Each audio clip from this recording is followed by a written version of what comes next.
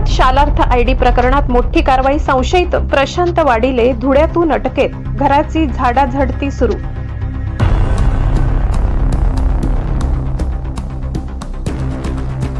नाशिक येथील बहुचर्चित बनावट शालार्थ आयडी प्रकरणात आर्थिक गुन्हे शाखेला मोठे यश आले असून संशयित आरोपी प्रशांत वाडिले याला धुळे शहरातून अटक करण्यात आली आहे.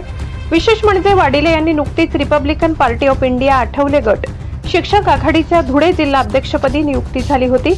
पहाटेच धुळ्यात दाखल झालेल्या नाशिक आर्थिक गुन्हे शाखेच्या पथकाने प्रशांत वाडिले यांच्या निवासस्थानी झाडाझडती सुरू केली आहे. गेल्या 1 तासापासून सुरू असलेल्या या कारवाईत महत्त्वाचे पुरावे आणि कागदपत्रे हाती लागण्याची शक्यता आहे. वाडिले याला आज धुळे जिल्हा न्यायालयात हजर केले जाणार असून त्यानंतर पुढील तपासासाठी नाशिक येथे नेण्यात येणार आहे. या अटकेमुळे बनावट शालार्थ आयडी प्रकरणाचे आणखी मोठे धागेदोरे समोर येण्याची शक्यता वर्तविली जात आहे. Bureau report Dhule. सहसंपादक अनिल बोराडे.